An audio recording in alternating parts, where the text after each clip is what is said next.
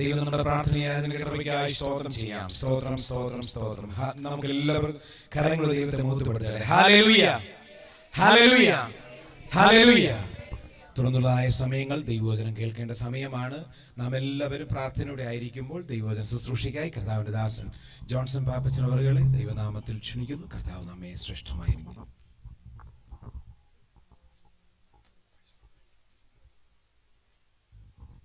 കണ്ണിൻ മണി പോൽ എന്നെ കരുതും ഉള്ളം കരത്തിൽ എന്നെ വഹിക്കും. കണ്ണിൻ മണി പോൽ എന്നെ കരുതും ഉള്ളം കരത്തിൽ എന്നെ വഹിക്കും. തള്ളിക്കളയാതെ മാർവിൽ ചേർക്കും സ്നേഹമാകും യേശുവേ. കണ്ണിൻ മണി പോൽ എന്നെ കരുതും ഉള്ളം കരത്തിൽ എന്നെ വഹിക്കും. തള്ളിക്കളയാതെ മാർവിൽ ചേർക്കും സ്നേഹമാകും യേശുവേ. ഹൃത്തിലെന്നെ വഹിച്ചതിനാൽ മുള്ളിൻ കുരുക്കതിൽ വീണതില്ല. ഹൃത്തിലെന്നെ വഹിച്ചതിനാൽ മുള്ളിൻ കുരുക്കതിൽ വീണതില്ല. കണ്ണിൽ തന്നെ നോക്കിയതിനാൽ തുമ്പമൊന്നും ഏശിയില്ല. കണ്ണിൽ തന്നെ നോക്കിയതിനാൽ തുമ്പമൊന്നും ഏശിയില്ല. കണ്ണിൻ മണി പോൽ എന്നെ കരുതും ഉള്ളം കരത്തിൽ എന്നെ വഹിക്കും. തള്ളിക്കളയാതെ മാർവിൽ ചേർക്കും സ്നേഹമാകും യേശുവേ. ഹല്ലേലൂയ. ദൈവത്തിൻ്റെ ഏത് പരിശുദ്ധ നാമം മഹത്വപ്പെടുമാറാകട്ടെ. ദൈവസന്നിധിയിലായിരിക്കുന്ന കർത്താവിൻ്റെ ശ്രേഷ്ഠ ദൈവദാസൻ കുടുംബം, റോഷൻ ബ്രദർ കുടുംബം, പ്രിയ പ്രൈസ് ജി ആണ്, പ്രൈസ് ജോ, പ്രൈസ് ലോർഡ്. ഹല്ലേലൂയ. എല്ലാവർക്കും വേഗം വരുന്ന കർത്താവായ യേശു ക്രിസ്തുവിൻ്റെ നിസ്തുല്യ നാമത്തിൽ എൻ്റെ സ്നേഹവന്ദനത്തെ അറിയിക്കുന്നു. റോഷൻ ബ്രദറിനെ പറ്റി ഒരുപാട് കേട്ടിട്ടുണ്ട്, പ്രാർത്ഥിക്കാറുണ്ട്. ഹല്ലേലൂയ. കർത്താവ് ഒരുക്കുന്ന എല്ലാ നല്ല മുഖാന്തരങ്ങളെയും ഓർത്ത് ഞാൻ ദൈവത്തെ സ്തുതിക്കുന്നു. ഒരു കാര്യം നമ്മൾ മറന്നു പോകരുത്. നമ്മൾ ഈ ലോകത്തിൽ ജീവിക്കുന്നത് നമ്മുടെ പ്രാർത്ഥനയുടെ അല്ലെങ്കിൽ നമ്മുടെ ബലം കൊണ്ട് മാത്രമല്ല. നമ്മൾ അറിയാത്ത അനേകര് നമ്മളെ ഓർത്ത് പ്രാർത്ഥിക്കുന്നുണ്ട്. Price the lord. ഹല്ലേലൂയ. അതൊക്കെയാണ് ദൈവത്തിൻ്റെ ഒരു വിടുതലെന്ന് പറയുന്നത്. Price the lord. ഹല്ലേലൂയ. അമ്മച്ചിമാരൊക്കെ അന്യഭാഷയിൽ ഒക്കെ ഇരുന്ന് പ്രാർത്ഥിക്കുന്ന സമയത്ത് ഞാൻ കേട്ടിട്ടുണ്ട്, അമ്മച്ചി ഇരുന്ന് അന്യഭാഷയിൽ ഒരു വാക്ക് എപ്പോഴും പറയും. രാത്രിയിലൊക്കെ എഴുന്നേറ്റിരുന്ന് അന്യഭാഷയിൽ പറയും. ആ അന്യഭാഷ പറയുന്നത് എന്തുവാണെന്ന് അമ്മച്ചിക്കും അറിയത്തില്ലായിരുന്നു. പക്ഷേ കുറച്ച് നാൾ കഴിഞ്ഞപ്പോഴാണ് അറിയുന്നത്. ചില വിടുതലുകൾ ചിലരുടെ ജീവിതത്തിൽ പ്രാപിച്ചെടുത്തപ്പോഴാണ് മനസ്സിലാക്കുവാൻ കഴിയും അമ്മച്ചി അന്നിരുന്ന അന്യഭാഷയിൽ പറഞ്ഞത് അല്ലെങ്കിൽ ഇവരുടെ വിടുതലിനോടുള്ള ബന്ധത്തിലുള്ള വാക്കുകളായിരുന്നു എന്ന്. Price the lord. ഹല്ലേലൂയ. നമ്മുടെ ദൈവം നമ്മെ സ്നേഹിക്കുന്നു, ദൈവം നമ്മെ കരുതുന്നു. Price the lord. ഹല്ലേലൂയ. ആര് ദൈവത്തിൻ്റെ സന്നിധിയിൽ ഒറ്റയ്ക്ക് ഇറങ്ങി തിരിച്ചിട്ടുണ്ടോ, ആര് ദൈവസന്നിധിയിൽ ഒറ്റയ്ക്ക് നിൽക്കുവാൻ തയ്യാറായിട്ടുണ്ടോ, അവരെയൊക്കെ കർത്താവ് മാനിച്ചിട്ടുണ്ട്. ഞാനിങ്ങനെ കേൾക്കുവാനിടയായി തീർന്ന് ഞങ്ങൾ എൻ്റെ വൈഫിൻ്റെ അനിയത്തിയുടെ സഭയിൽ വീട്ടിൽ ഞങ്ങൾ പോയപ്പോൾ അവിടുത്തെ ദൈവദാസൻ പറഞ്ഞു 13 വർഷം ഒറ്റയ്ക്കിരുന്ന് ആരാധിച്ചു. ഒരു കുടുംബവും വന്നില്ല, ഒറ്റ കുടുംബവും ഇല്ല. എന്നാൽ പുള്ളി വേറൊരു സഭയിൽ പോയതുമില്ല.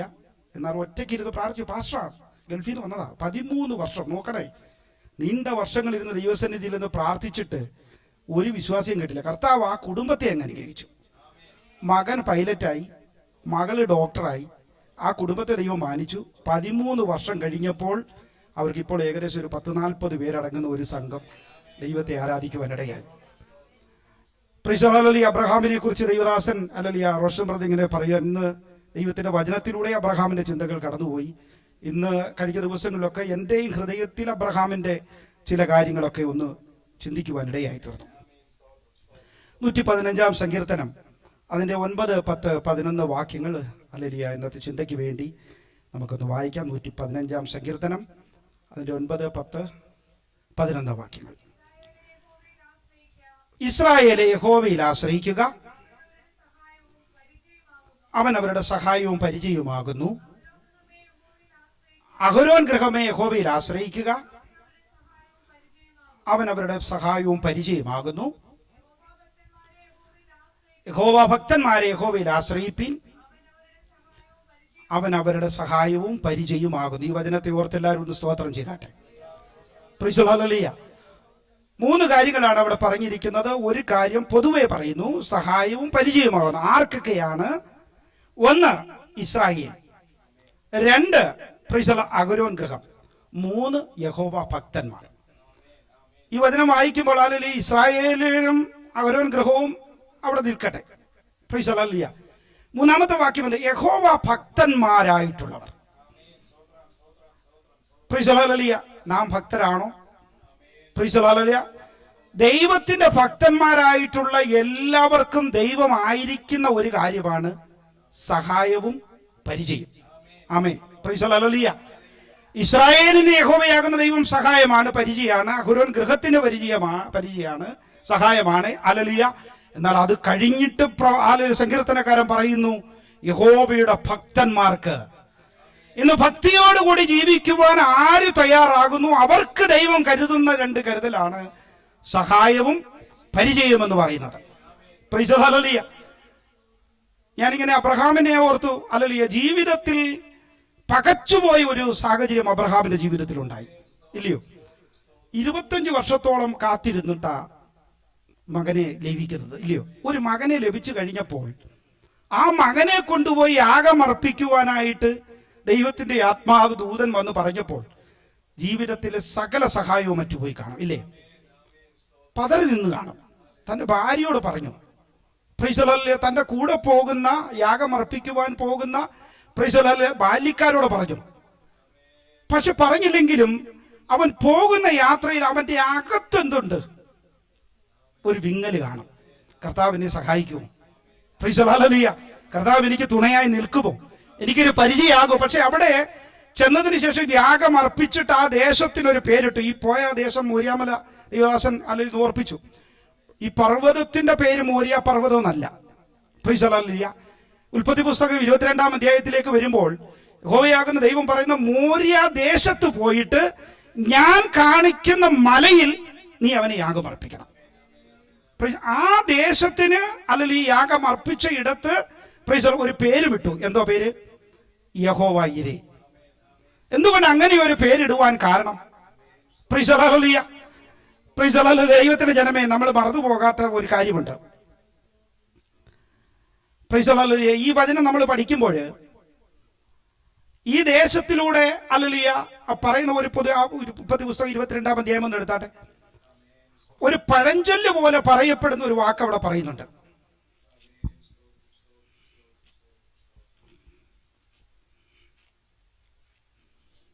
ഉൽപ്പത്തി പുസ്തകം 22-ാം അധ്യായം അതിന്റെ 14-ാമത്തെ വാക്യം. ആമേൻ, ആമേൻ. യഹോവയുടെ പർവ്വതത്തിൽ അവൻ പ്രത്യക്ഷനാകുമെന്ന് ഇന്നുവരെയും പറഞ്ഞു വരുന്നു എന്ന് പറഞ്ഞാൽ അതൊരു പഴഞ്ചൊല്ല. അവിടെയുള്ള ആൾക്കാരൊക്കെ പറയുന്ന ഒരു വാക്കാണ്, യഹോവയുടെ പർവ്വതത്തിൽ അവൻ പ്രത്യക്ഷനാകും. എന്തുകൊണ്ടാണ് അങ്ങനെ ഒരു കാര്യം പറയുവാൻ ഇടയായത്? Price the hallelujah. ഒരു ഭക്തന്റെ സർവ്വ വിഷയങ്ങളിലും പ്രൈസ് ദി ഹല്ലേലൂയ അല്ലെങ്കിൽ അവന്റെ ജീവിതത്തിൽ കടന്നു വരുന്ന ബുദ്ധിമുട്ടുകളിൽ യഹോവയാകുന്ന ദൈവം അവനെ സഹായിക്കുവാനും അവനെ തുണയ്ക്കുവാനുമായിട്ട് ഇറങ്ങി വരുന്ന ഒരിടം. മനസ്സിലാകണമേ. Praise the hallelujah. ഒരു ബുദ്ധിമുട്ട് ഒരു മനുഷ്യനുണ്ടായപ്പോൾ, ഒരു ഭക്തനുണ്ടായപ്പോൾ, ഒരു പ്രതിസന്ധി അവന്റെ ജീവിതത്തിന്മേൽ കടന്നു വന്നപ്പോൾ, സഹായിപ്പാൻ ഒരു മനുഷ്യനും ഇല്ലാതിരുന്നപ്പോൾ, അവന്റെ സഹായം ദൈവത്തിൽ നിന്നും മാത്രമേ അവന് ലഭിക്കൂവെന്ന് വന്നപ്പോൾ അവൻ പറഞ്ഞ 2 കാര്യങ്ങൾ കർത്താവ് അവന്റെ വിഷയത്തിന് മേൽ പ്രവർത്തിച്ചു. അവൻ ആഗ്രഹിച്ചത് എന്തുവാ? ഒരു ആടിനെ ദൈവം കരുതിക്കൊള്ളും. മനസ്സിലാക്കണമേ. സഹായം അറ്റുപോയവൻ, ഹൃദയത്തിൽ വേദനയോടുകൂടി നടക്കുന്നവൻ തന്റെ മകനെ യാഗമർപ്പിക്കുവാൻ പറഞ്ഞപ്പോൾ അവൻ ബാല്യക്കാരോടുകൂടി നടക്കുമ്പോഴും തന്റെ മകനോട് പറഞ്ഞ രണ്ടു കാര്യമാ. ഒന്ന്, ദൈവം കരുതിക്കൊള്ളും. ഇതാണ് സഹായം എന്ന് പറയുന്നത്, ഇല്ലയോ? എന്റെ ദൈവം എനിക്ക് വേണ്ടി കരുതുമെന്നുള്ളൊരു ഉറപ്പുള്ളവർ ദൈവത്തെ ഒന്ന് സ്തുതിച്ചാട്ടെ. ജീവിതത്തിലെ ഏത് പ്രതിസന്ധി മണ്ഡലത്തിലൂടെ പോയാലും, എത്ര വലിയ ബുദ്ധിമുട്ടുകളിലൂടെ പോയാലും നിന്നെ സഹായിപ്പാൻ കഴിവുള്ളവനാകുന്ന ഒരു ദൈവം നമ്മുടെ ചാരയുണ്ടെന്നുള്ളൊരു ഉറപ്പ് നമ്മൾക്കുണ്ടാക്കണം. നമ്മുടെ ബുദ്ധിമുട്ടുകളെ പരിഹരിക്കുമെന്ന ഒരു പദമാ ഇവിടെ പറയുന്നത്. എന്തുവാ? യഹോവയുടെ പർവ്വതത്തിൽ അവൻ പ്രത്യക്ഷനാകും. എന്തിനാ പ്രത്യക്ഷനായത്? അവൻ അബ്രഹാമിന് വേണ്ടി എന്തിനാ പ്രത്യക്ഷനായത്? അവന് വേണ്ടി കരുതാൻ വേണ്ടിയാ. യഹോവയാകുന്ന ദൈവം അബ്രഹാമിന്റെ ജീവിതത്തിൽ ആ മോരിയായിൽ ദൈവം കാണിച്ചു കൊടുത്ത മലയിൽ അവന് പ്രത്യക്ഷനായത് അവന്റെ ബുദ്ധിമുട്ടുകളെ പരിഹരിക്കുവാൻ വേണ്ടിയാ. അവൻ ബുദ്ധിമുട്ടി എന്തുവാ? മകനെ യാഗമർപ്പിക്കണം, അല്ലെങ്കിൽ അവൻ ആടിനെ വേണം. അവൻ ആടിനെ കൊണ്ടുപോയിട്ടില്ല. ആടിനെ അവന് കരുതണം. ഇത് അവന്റെ ബുദ്ധിമുട്ടാ, ഇല്ലയോ? നമ്മുടെ ജീവിതത്തിൽ പല ബുദ്ധിമുട്ടുകളും ഉണ്ടാകും, പല ഭാരങ്ങളും ഉണ്ടാകും. ഏകനായിട്ട് ഇറങ്ങിത്തിരിക്കുന്ന ദൈവത്തിന്റെ പൈതലേ, നിന്റെ ബുദ്ധിമുട്ടുകളെ നിന്റെ പരിഹരിച്ചു തരുവാൻ കഴിവുള്ളവനാകുന്ന ഒരു ദൈവം അവൻ പർവ്വതത്തിൽ പ്രത്യക്ഷനാകുമെന്ന് പറഞ്ഞാൽ അവൻ പ്രത്യക്ഷനാകുക തന്നെ ചെയ്യും. അതാണ് എന്റെ ദൈവം എന്ന് പറയുന്നത്. ജീവിതത്തിൽ തളർന്നു പോകുന്ന സാഹചര്യത്തിൽ യഹോവ ഭക്തനായിട്ട് നീ ജീവിക്കുവാൻ തയ്യാറാണെങ്കിൽ നിനക്ക് വേണ്ടി പ്രത്യക്ഷപ്പെടുവാൻ കഴിവുള്ളവനാകുന്ന ഒരു ദൈവമാ എന്റെ ദൈവം എന്നുള്ള കാര്യം മറന്നു പോകരുത്. ഈ പർവ്വതം ദൈവദാസൻ പറഞ്ഞു, അബ്രഹാമിന്റെ മകനാ ദാവീദ്, ഇല്ലയോ? ദാവീദിന് പ്രത്യക്ഷപ്പെട്ട് ഈ പർവ്വതത്തിലാ.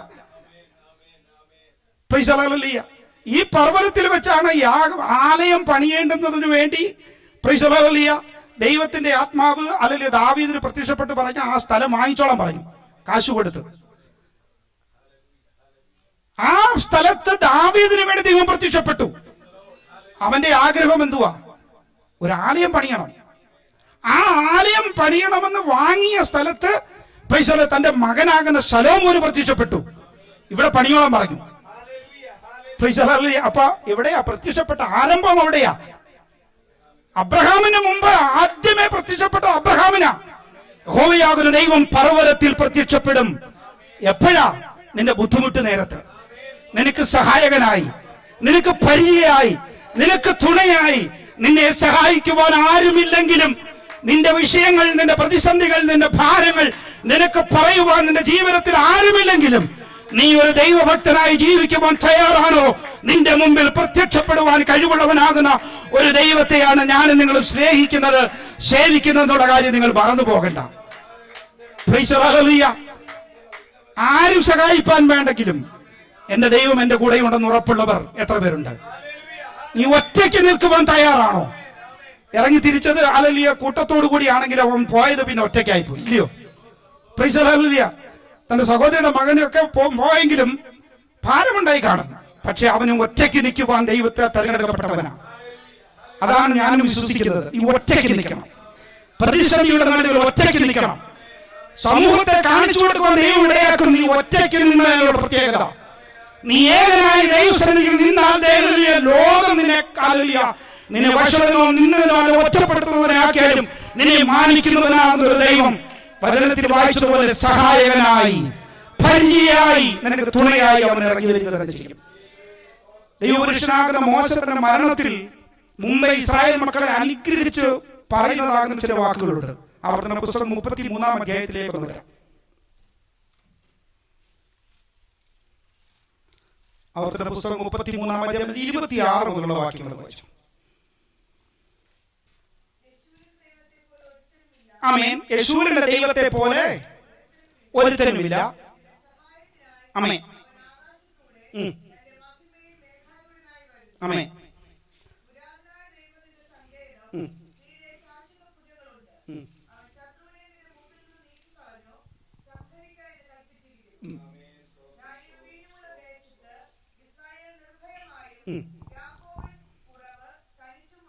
ആമേൻ. ആമേൻ. ഇസ്രായേലിൽ നീ ഭാഗ്യവാൻ, നിനക്ക് തുല്യനാർ, യഹോവയാൽ രക്ഷിക്കപ്പെട്ട ജനമേ, അവൻ നിന്റെ സഹായത്തിന്റെ പരിചയം നിന്റെ മഹിമയുടെ വാളും ആകുന്നു. നിന്റെ ശത്രുക്കൾ നിന്നോട് അനുസരണം നടിക്കും. ഇത് ആരെ പറ്റി പറഞ്ഞിരിക്കുന്നത് അറിയാമോ? ഇസ്രായേൽ ജനത്തെ കുറിച്ച് പറയുന്ന ഒരു പദമാണ്. അവരെ അനുഗ്രഹിച്ച് പ്രാർത്ഥിക്കുകയാണ്. അവിടെ പറഞ്ഞ ഒരു വാക്കുണ്ട്. ആദ്യത്തെ വാക്ക് എന്തുവാ? യശൂരൻ. എന്തുവാ യശൂരൻ എന്ന് പറഞ്ഞാൽ? ഇസ്രായേൽ ജനത്തിന് യഹോവയാകുന്ന ദൈവം വാത്സല്യത്തോടുകൂടി പറയുന്ന ഒരു പദമാണ് യശൂരൻ. ഒന്നും കൂടി പറഞ്ഞാൽ ദൈവത്തിന് ഏറ്റവും പ്രിയപ്പെട്ട ഒരു ജനമാണ് യശൂരൻ എന്ന വാക്കിന്റെ അർത്ഥം.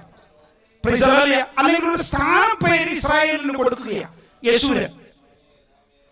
അത് കഴിഞ്ഞിട്ട് പറയുന്നത് യഹോവയാൽ രക്ഷിക്കപ്പെട്ട ജനമാണ്. അപ്പോൾ യഹോവയാൽ രക്ഷിക്കപ്പെട്ട,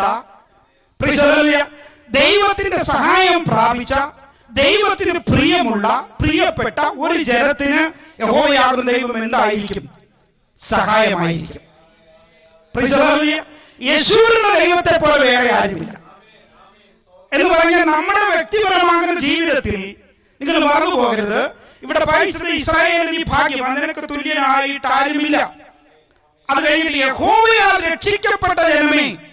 അപ്പോൾ ദൈവത്താൽ രക്ഷിക്കപ്പെട്ട ജനത്തിനെ വിളിക്കുന്ന ഒരു പേരാണ് യശൂരൻ. അപ്പോൾ നാം ആരാ? നാം ഓരോരുത്തരും യശൂരന്മാരാ. ദൈവത്താൽ ഭാഗ്യപദവി ലഭിക്കപ്പെട്ടവരാ. ആ ഭാഗ്യപദവി ലഭിക്കപ്പെട്ട ദൈവജനത്തിന് യഹോവയാകുന്ന ദൈവം എന്തായിരിക്കും? സഹായമായിരിക്കും. ജീവിതത്തിൽ ഒത്തിരി സഹായം നഷ്ടപ്പെട്ടു പോയ ജീവിത സാഹചര്യങ്ങളൊക്കെ ഉണ്ട്. നമ്മൾ അർഹിച്ച അനുഗ്രഹങ്ങളും അല്ലെങ്കിൽ അർഹിച്ചതൊന്നും ലഭിക്കാതെ പോകുന്ന കാര്യങ്ങളുമുണ്ട്. എൻ്റെ പിതാവിന്റെ അനുഭവം തന്നെ ഓർക്കുമ്പോൾ, എൻ്റെ പിതാവ് അല്ലെങ്കിൽ ആദിമ കാലഘട്ടത്തിൽ കർത്താവിന് വേണ്ടി ഇറങ്ങി തിരിച്ചപ്പോൾ ഞാൻ പറഞ്ഞിട്ടുള്ളതാണ്. ഇവിടെ എൻ്റെ പിതാവിനെ ഒരു മരത്തിൽ കെട്ടിയിട്ടിട്ട് ഒരു വിറക് കൊള്ളി കൊണ്ടുവന്ന് എൻ്റെ അപ്പച്ചൻ അടിച്ചു. മർത്തോമയിലായിരുന്നു അന്ന്. അടിച്ചിട്ട് നാട്ടുകാരെല്ലാം അവിടെ കൂടി എൻ്റെ പിതാവിനെ അഴിച്ചു വിടുന്നതിന് വേണ്ടി വന്നപ്പോൾ എൻ്റെ വലിയ അതിന് മുന്നേ മരത്തിന്റെ മുകളിൽ കയറി ഈ ഉറുമ്പിന്റെ കൂടെടുത്തോട് വന്ന് എൻ്റെ പിതാവിന്റെ ദേഹത്തിട്ടു. കർത്താവിനെ പെന്തക്കോസ്തിൽ പോയത് നിമിത്തമാണ്. അത് കഴിഞ്ഞിട്ട് പിതാവിനെ അഴിച്ചു വിട്ടപ്പോൾ പിതാവ് നടന്നു പോകുന്ന വഴിക്ക് എൻ്റെ വലിയപ്പൻ ഒരു വിറക് കൊള്ളി കൊണ്ട് എറിഞ്ഞ് എൻ്റെ പിതാവിനെ ഇട്ടു. അന്നത്തെ തീഷ്ണത ഏതാ എന്ന് പറഞ്ഞാൽ മർത്തോമയിൽ നിന്ന് പെന്തക്കോസ്തിലോട്ട് പോയി. അന്നത്തെ കാലഘട്ടം എന്ന് പറഞ്ഞാൽ പെന്തക്കോസ്തിന്റെ ആരംഭ കാലഘട്ടമാണ്. അത് കഴിഞ്ഞിട്ട് അതും ചെയ്തില്ല. എൻ്റെ പിതാവിന് ലഭിക്കേണ്ടുന്ന നന്മകൾ മൊത്തം എൻ്റെ വല്യപ്പൻ മുടക്കി. ഒരു സെന്റ് വസ്തുവും കൊടുത്തില്ല. ഒറ്റയ്ക്ക് ഇറങ്ങി തിരിച്ചതാ എൻ്റെ പിതാവ്. കർത്താവ് കൈവിടുവോ? ആരൊക്കെ ഞാൻ പറഞ്ഞത് ഒറ്റയ്ക്ക് ദൈവത്തിന് വേണ്ടി ഇറങ്ങി തിരിച്ചാൽ ദൈവത്താൽ ദൈവത്താൽ രക്ഷിക്കപ്പെട്ട ജനമേ, അവൻ നിന്റെ സഹായത്തിന്റെ പരിച. നിനക്ക് ലഭിക്കപ്പെടേണ്ടുന്ന നന്മകൾ സമൂഹം അല്ലെങ്കിൽ കുടുംബം, വ്യക്തികൾ തടഞ്ഞു വെച്ചാലും ദൈവം നിനക്ക് സഹായകനാണെങ്കിൽ, ആരൊക്കെ നിന്റെ നന്മകളെ മുടക്കുവാൻ നോക്കിയാലും, ദേശത്തിലെ നന്മകളെ അനുഭവിക്കുവാൻ ഇടയാകാതെ വണ്ണം ദേശത്തു നിന്ന് നിന്നെ ഓടിച്ചു കളയുവാൻ ശത്രു പദ്ധതികൾ ഒരുക്കിയാലും, ദൈവത്തിന്റെ വചനത്തിന്റെ അടിസ്ഥാനത്തിൽ ഞാൻ പറയട്ടെ, രക്ഷിക്കപ്പെട്ട ജനമേ, യഹോവ നിനക്ക് അല്ലെങ്കിൽ സഹായത്തിന്റെ പരിചയാണ്. ദൈവത്താൽ രക്ഷിക്കപ്പെട്ട ജനം, അവിടെ അതാ പറഞ്ഞിരിക്കുന്നത്. ദൈവത്താൽ, യഹോവയാൽ രക്ഷിക്കപ്പെട്ട ജനമേ. നാം ഓരോരുത്തരും ആരാ? യഹോവയാൽ രക്ഷിക്കപ്പെട്ടവനാ. ആ ഉറപ്പ് നമ്മുടെ ജീവിതത്തിൽ ഉണ്ടാകണം. ആ ധൈര്യം നമ്മുടെ ജീവിതത്തിൽ ഉണ്ടാകണം. ഞാൻ രക്ഷിക്കപ്പെട്ടത് വെറുതെയല്ല, എന്നെ ദൈവം വിളിച്ചതാണ്. യഹോവയാൽ രക്ഷിക്കപ്പെട്ടവനാണ് ഞാൻ. അങ്ങനെയാണെങ്കിൽ എന്റെ നന്മകളുടെ മേൽ, എന്റെ അവകാശത്തിന്റെ മേൽ ശത്രുവിന് നോട്ടമിടുവാൻ പറ്റത്തില്ല. അതെന്തായാലും, അത് ഭൗതികമായാലും ആത്മീയമായാലും. അതായിരിക്കട്ടെ നമ്മുടെ ഉറപ്പെന്ന് പറയുന്നത്. ഇന്ന് പകൽക്കാലം ആലല്ലേ ദൈവസന്നിധിയിലായിരിക്കുന്ന ദൈവത്തിന് ജനമേ, നമ്മുടെ കുഞ്ഞുങ്ങളുടെ വിദ്യാഭ്യാസത്തെ കുറിച്ചൊക്കെ നമ്മൾ ഒത്തിരി ചിന്തകളാണ്, ആവലാതികളുള്ളതാണ്, അല്ലെങ്കിൽ നിരാശയൊക്കെ നമ്മുടെ ജീവിതത്തിൽ കടന്നു വരാം. എന്നാൽ വചനത്തിലൂടെ നമ്മൾ ചിന്തിച്ചു നോക്കണം. നാം ദൈവത്താൽ രക്ഷിക്കപ്പെട്ട ജനമാണെങ്കിൽ യഹോവ എന്റെ കൂടെ ഉണ്ടെന്നുള്ള ഉറപ്പ്, യഹോവ എന്നെ സഹായിക്കുമെന്നുള്ള ഉറപ്പ്, ആ ഒരു ധൈര്യം ദൈവസന്നിധിയിൽ പ്രാപിച്ചെടുക്കുവാൻ കഴിയുമ്പോൾ ശത്രു തോറ്റുപോകുവാൻ ഇടയായി തീരും. അതുകൊണ്ടാണ് ദൈവപുരുഷനാകുന്ന മോശ മരണത്തിനു മുന്നമേ അല്ലലിയ ഇസ്രായേൽ ജനത്തെ ധൈര്യപ്പെടുത്തുകയാ, നിങ്ങൾ അല്ലലിയ ദൈവത്താൽ രക്ഷിക്കപ്പെട്ട ജനമാണ്. ഒരു സമൂഹവും നിങ്ങളെ തോൽപ്പിച്ച് കളയാൻ പറ്റത്തില്ല. ഇസ്രായേലിനെ ഒക്കെ നിങ്ങൾ ഓർത്തു നോക്കി, എത്ര രാജ്യങ്ങൾ എതിർത്തേക്കുന്നേ ഇല്ലേ? എത്ര രാജ്യമാണ്. അന്താരാഷ്ട്ര കോടതി പോലും വിധിച്ചിരിക്കുക അവനെ അറസ്റ്റ് ചെയ്യണമെന്ന് നമ്മുടെ അവിടുത്തെ പ്രൈം മിനിസ്റ്ററെ. പറ്റുമോ? ഈ അങ്ങനെ ഒരു ഭാഗ്യം വിചാരിച്ചാൽ പഴയ നിയമത്തിൽ ഇസ്രായേൽ ജനം, നാം പുതിയ നിയമം ഇസ്രായേലരാ. മറന്നുപോകരുത് ദൈവത്തിന് ജനമേ, നമുക്കൊരു പേരുണ്ട്, നാം പുതിയ നിയമം ഇസ്രായേലാ. എന്നെ സഹായിക്കേണ്ടതിന് ഉത്തരവാദിത്വം എന്റെ ദൈവത്തിനുള്ളതാ. ഞാനത് ദൈവത്തോട് പറയാറുള്ളത്, എനിക്ക് ലഭിക്കപ്പെടേണ്ടത് ഈ അവകാശം എനിക്ക് പ്രാപിച്ചെടുക്കുവാൻ കഴിയണം. നമ്മൾ അവകാശികളാകണം, ഇല്ലേ? ദൈവത്തോട് ചോദിച്ചു വാങ്ങണം. കർത്താവ് എനിക്കത് ആവശ്യമാണ്, എനിക്കത് വേണം. ഞാനത് ദൈവസന്നിധിയിൽ കർത്താവിന്റെ ദാസന്റെ വിഷയത്തോടുള്ള ബന്ധത്തിൽ ഞാൻ ദൈവത്തോട് പറഞ്ഞു, കർത്താവെ COS ലഭിക്കേണ്ടത് 1 മാസമാണെങ്കിൽ 2 മാസം കഴിഞ്ഞ് ദൈവം പ്രവർത്തിച്ചാൽ മതിയോ? 2 മാസം കഴിഞ്ഞ് പുള്ളിക്കാരൻ നാട്ടിലിരിക്കും.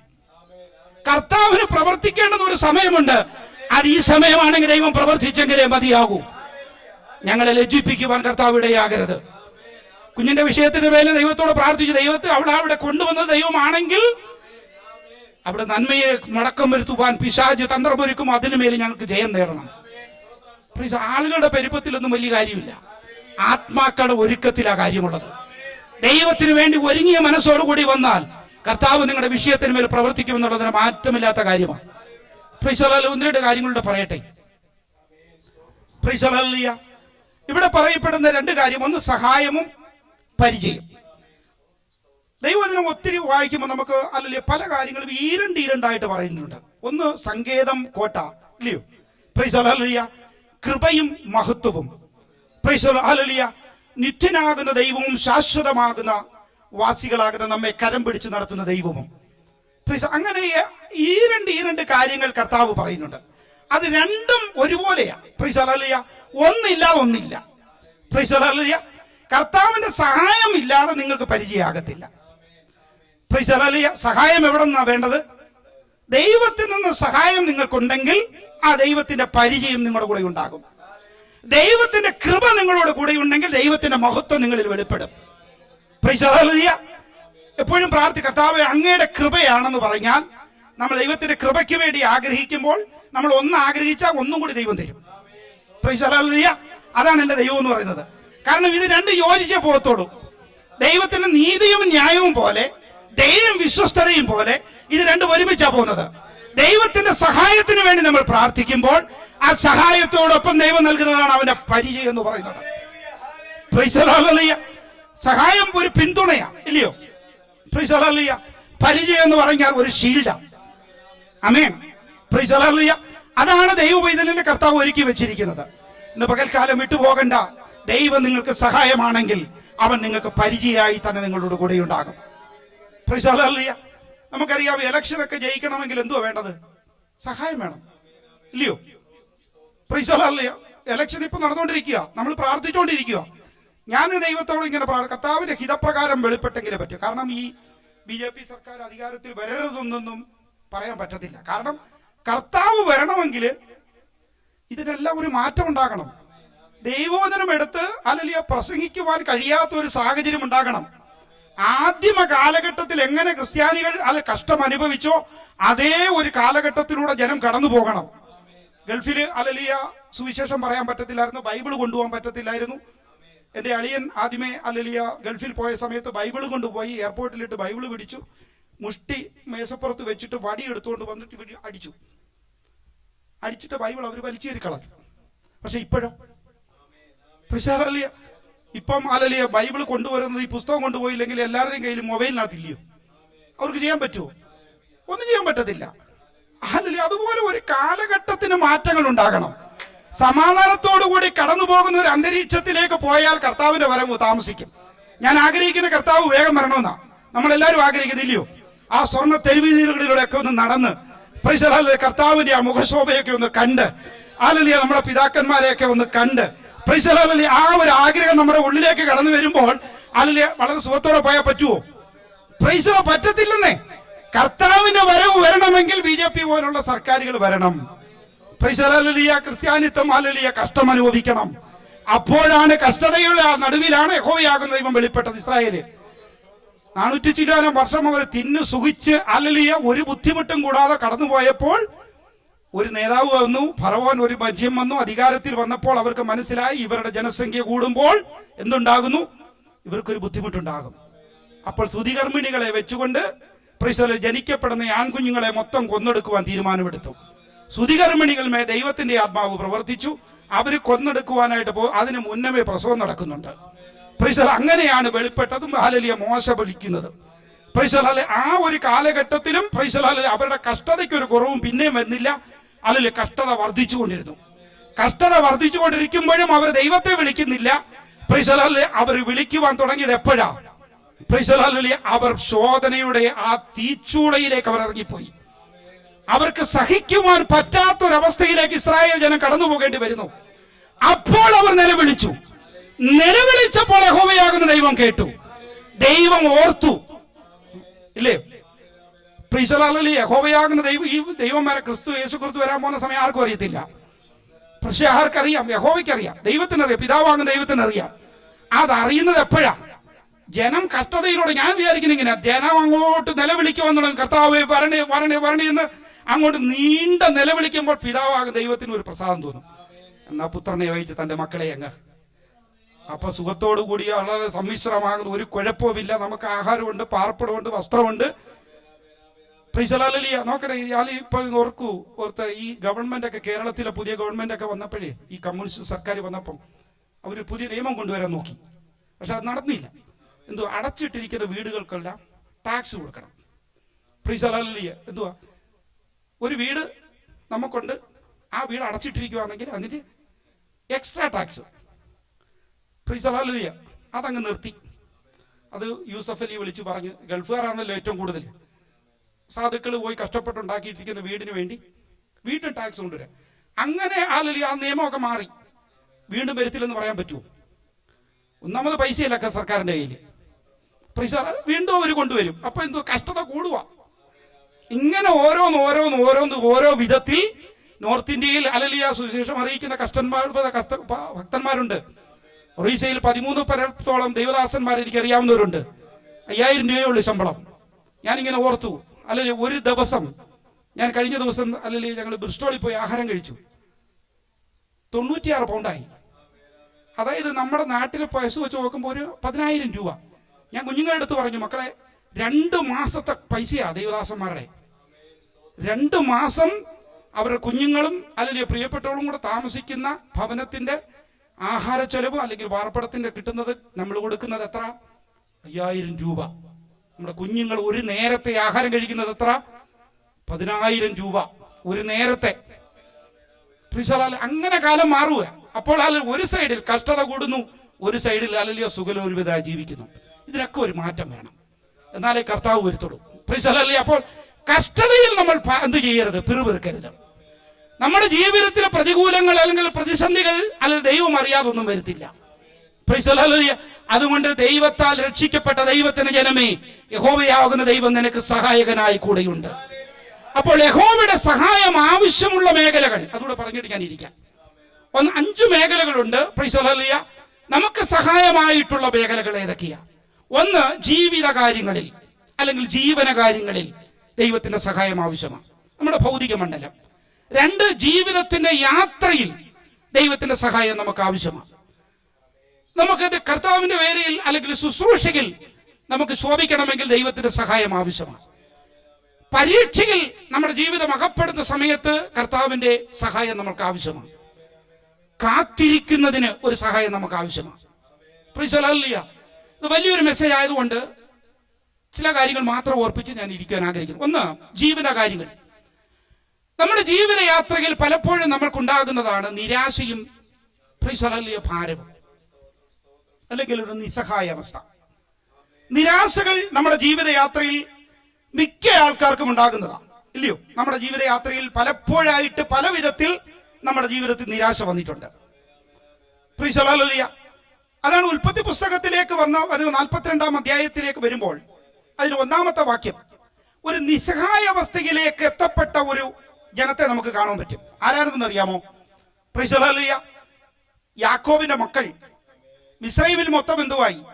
ക്ഷാമം ഉണ്ടായപ്പോൾ, അല്ലെ, മിസ്രൈമിൽ ഒഴിച്ച് ലോകം മുഴുവനും ക്ഷാമം ഉണ്ടായപ്പോൾ യാക്കോബിന്റെ മക്കളുടെ 42-ാം അധ്യായം 1-ാമത്തെ വാക്യം എടുക്കുമ്പോൾ കാണാൻ പറ്റും, നിങ്ങൾ തമ്മിൽ നോക്കുന്നത് എന്ത് എന്ന് ഒരു ചോദ്യചിഹ്നം ഇട്ടുകൊണ്ട് യാക്കോബ് തന്റെ മക്കളോട് പറയപ്പെടുന്ന ഒരു ഭാഗമുണ്ട്. 42:1 വായിച്ചാട്ടെ.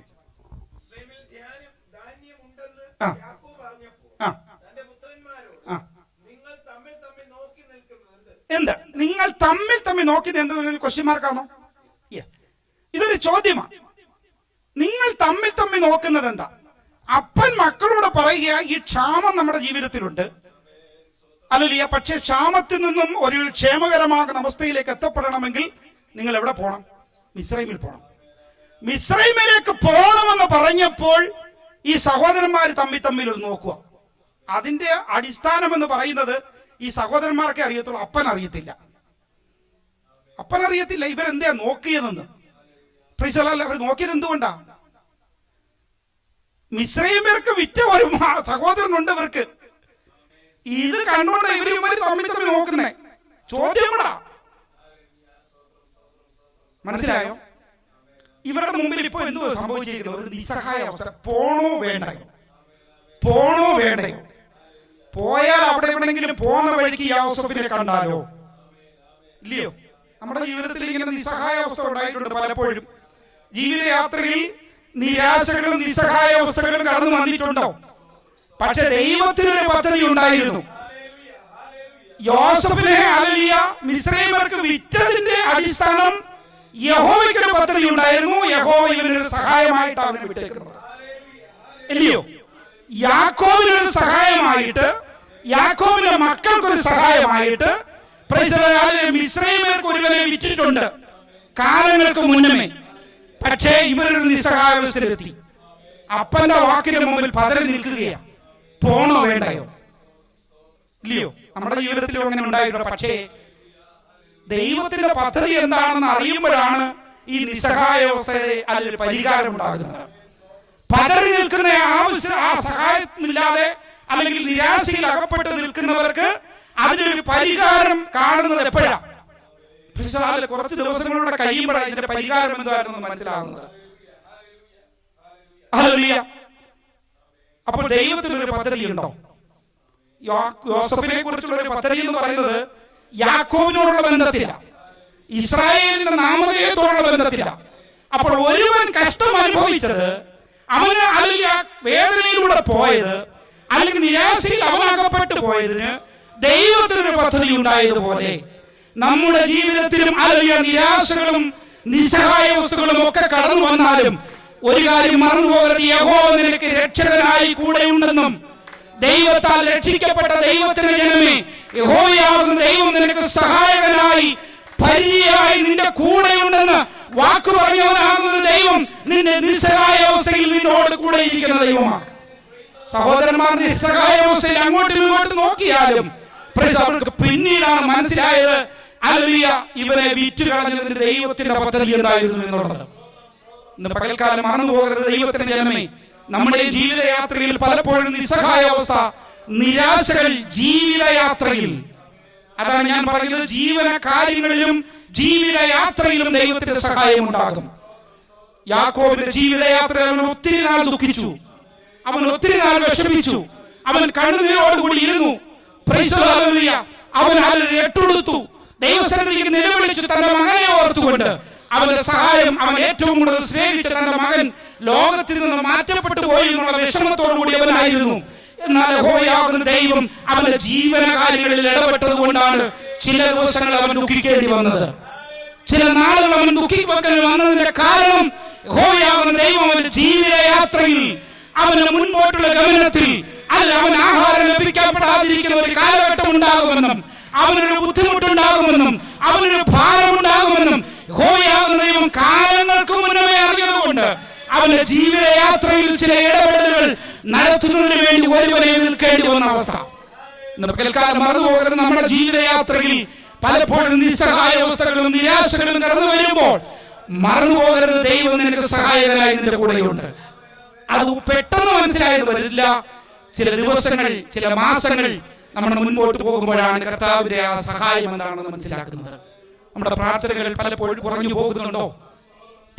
നിരാശകൾ, നിസ്സഹായാവസ്ഥകൾ കടന്നു വരുമ്പോൾ ദൈവത്തിൽ നിന്ന് അകന്നു പോകുന്ന ഒരു അനുഭവം നമ്മുടെ ജീവിതത്തിലുണ്ടോ? അങ്ങനെയുണ്ടെങ്കിൽ നിങ്ങൾ ദൈവസന്നിധിയിൽ മടങ്ങി വരുവാനിടയാകണം. നിരാശകൾ നിങ്ങളുടെ ജീവിതത്തിന്മേൽ ഉണ്ടാകുമ്പോൾ നിങ്ങളുടെ ജീവിത കാര്യങ്ങളിൽ യഹോവയാകുന്ന ദൈവം ഇടപെടുകയാണ് എന്ന് ഒരു ഉത്തമ ബോധ്യം ഉണ്ടാകുവാനിടയാകട്ടെ. ലൂക്കോസിന്റെ സുവിശേഷം 1-ാം അധ്യായം 5-ാം അധ്യായം 1 മുതലുള്ള വാക്യങ്ങളിൽ ഗെനസരേത്ത് തടാകത്തിൽ യേശുക്രിസ്തു ഒരു വള്ളത്തിൽ കയറി നിന്ന് കർത്താവിന്റെ വചനം പറയുന്ന ഒരു സാഹചര്യം അവിടെ ഉണ്ട്. പത്രോസ് അവിടെ എന്തുവായിരുന്നു ചെയ്തുകൊണ്ടിരുന്നത്? നിരാശയില്ല, അല്ലയോ? അവന്റെ ജീവന കാര്യത്തിലുള്ള നിരാശയാണ്. അഭിവൃദ്ധിയുടെ ഒരു ദേശമായി ഗെനസരത്ത് എന്ന് പറയുന്നത്, ഒരു പ്രൗഢിയുടെ ഒരു ദേശമാണ് ഗെനസരത്ത് എന്ന് പറയുന്ന ദേശം.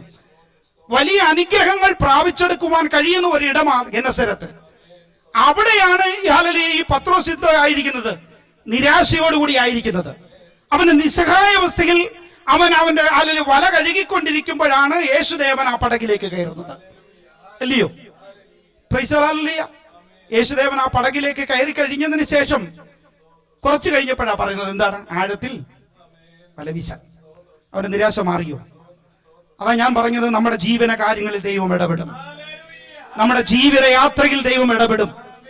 നിരാശയിൽ അകപ്പെട്ടു പോയാൽ, നിസ്സഹായാവസ്ഥയിൽ അകപ്പെട്ടു പോയാൽ, ദൈവത്താൽ രക്ഷിക്കപ്പെട്ട ദൈവത്തിന്റെ ജനമേ, യഹോവ നിനക്ക് സഹായകനായി, യഹോവ നിനക്ക് പരിചയമായി കൂടെയുണ്ടെന്ന് പറഞ്ഞാൽ നിന്റെ എല്ലാ ആവശ്യങ്ങളിലുമേലും ഭൗതികമാകുന്ന ആവശ്യങ്ങളിൽ മേൽ യഹോവയാകുന്ന ദൈവം ഇടപെടലുകൾ നടത്തുമെന്നുള്ളതിന് മാറ്റമില്ലാത്ത കാര്യമാണ്.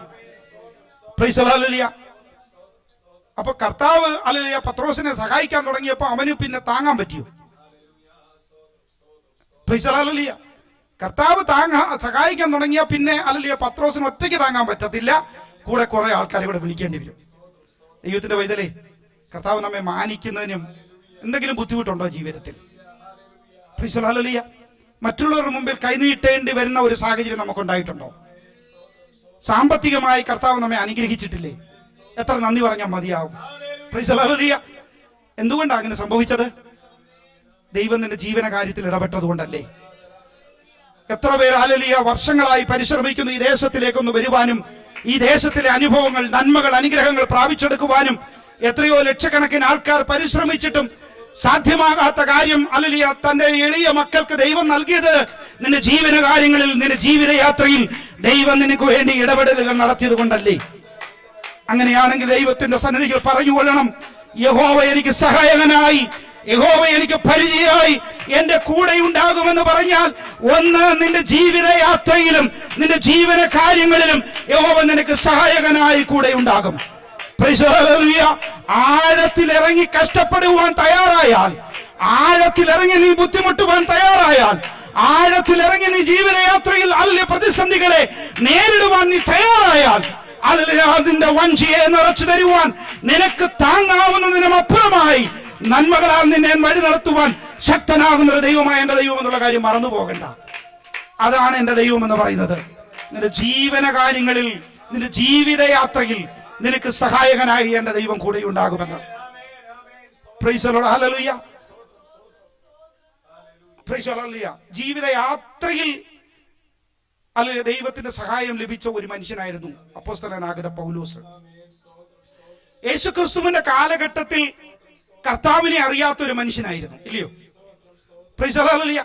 യേശുക്രിസ്തുവിന്റെ ഉയർപ്പിന് ശേഷം, അതുകൊണ്ടാണ് 1 കൊരിന്ത്യർ 15-ാം അധ്യായത്തിൽ ഒരു അകാല പ്രജ പോലെ ജനിച്ചവനായിരുന്നു എന്ന് പറയുന്നത്. എന്ന് പറഞ്ഞ കാലത്തിന് മുന്നമേ ജനിച്ച ഒരു മനുഷ്യൻ, അല്ലെങ്കിൽ കാലഗതികൾക്ക് വിപരീതമായി ജനിച്ച ഒരു മനുഷ്യൻ. അവന്റെ ആഗ്രഹം യേശുക്രിസ്തുവിന്റെ കാലഘട്ടത്തിൽ ജനിക്കണമെന്നുള്ളതായിരുന്നു. പക്ഷേ ഹല്ലേലൂയ, എങ്ങനെ വീണ്ടും ജനനമാണ് ഞാൻ പറയുന്നത്. Price hallelujah. അങ്ങനെ ഉണ്ടായിരുന്നുവെങ്കിൽ ഈ 12 ശിഷ്യന്മാരിൽ ഒരുവൻ പൗലോസ് ആയിരുന്നേനെ. ഇത്ര തീഷ്ണതയോട് കർത്താവിന് വേണ്ടി പ്രവർത്തിപ്പോ, പക്ഷേ ദൈവം അവനെ തെരഞ്ഞെടുത്തത് എപ്പോഴാണ്? Price hallelujah. അവന്റെ ജീവിതയാത്രയിൽ ദൈവത്തിന് ചില പദ്ധതികൾ ഉണ്ടായിരുന്നു. ക്രിസ്ത്യാനികളെ മുടിപ്പിപ്പാൻ ഹല്ലേലൂയ അവൻ തയ്യാറായി ഇറങ്ങി തിരിച്ചപ്പോൾ ഹല്ലേലൂയ അവനെ പിടിച്ച് ഹല്ലേലൂയ ദൈവം തമ്പുരാൻ കർത്താവിനെ ശുശ്രൂഷയ്ക്ക് വേണ്ടി ആക്കിയപ്പോൾ അവൻ പറഞ്ഞൊരു പദമാണ് എല്ലാവർക്കും ഒടുവിൽ. എല്ലാവർക്കും ഒടുവിൽ ഒരു അകാല പ്രജ പോലെയുള്ള എനിക്കും യഹോവയാകുന്ന ദൈവം എന്ത് ചെയ്തു? പ്രത്യക്ഷനായി, അവനൊരു സഹായകനായി. അപ്പൊ കാലഘട്ടത്തിന്റെ സമയചക്രങ്ങൾക്ക് അപ്പുറമായി നമ്മൾക്ക് വേണ്ടി പ്രവർത്തിപ്പാൻ കഴിവുള്ളവനാകുന്ന ഒരു ദൈവമാണ് നമ്മുടെ ദൈവം. സമയം ഹല്ലേലൂയ നഷ്ടപ്പെട്ടു പോയി എന്ന് നിങ്ങൾ ചിന്തിച്ചാലും ദൈവത്തിനൊരു സമയമുണ്ട്. ആ സമയത്തിനു വേണ്ടി നമ്മൾ കാത്തിരിക്കുവാൻ ഇടയാകണം. ഹല്ലേലൂയ.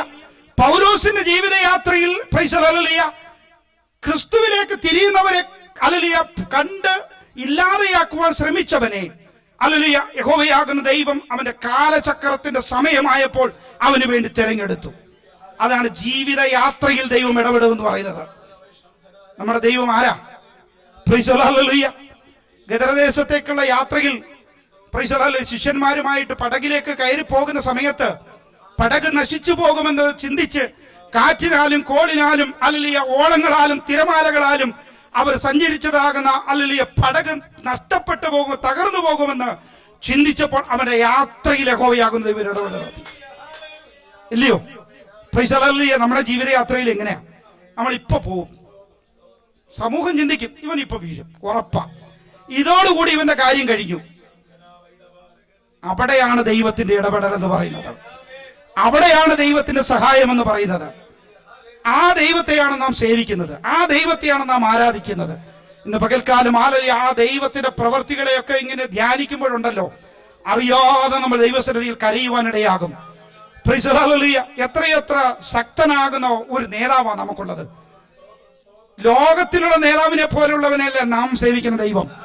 എനിക്കൊരു നേതാവുണ്ട്, എന്നെ വഴി നടത്തുവാൻ കഴിവുള്ള ഒരു നേതാവ് എന്റെ ഉണ്ടെന്ന് ഉറപ്പോടും ധൈര്യോടും ചങ്കത്തടിച്ചുകൊണ്ട് പറയുവാൻ കഴിയുന്ന ദൈവത്തിന്റെ പൈതലെ, നീ ദൈവത്താൽ രക്ഷിക്കപ്പെട്ടവനാണെങ്കിൽ നമ്മുടെ കുരുവാക്യത്തിൽ ഇതാണ്, ഹല്ലേലൂയ, ഇസ്രായേലും അഹരോൻ ഗൃഹവും ദൈവത്താൽ രക്ഷിക്കപ്പെട്ട ജനത്തിനും യഹോവയാകുന്ന ദൈവം സഹായവും പരിചയവുമാകുന്നു എന്ന് പറഞ്ഞാൽ അതിനപ്പുറമായി മറ്റൊന്നും നമ്മുടെ ജീവിതത്തിൽ വേണ്ട.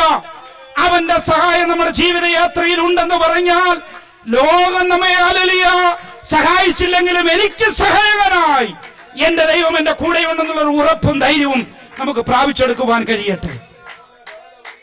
ഓ കൃപകർത്താവേ, പ്രൈസ് ദി ലോർഡ്. ഹല്ലേലൂയ. ഓ ഹല്ലേലൂയ, ഹല്ലേലൂയ.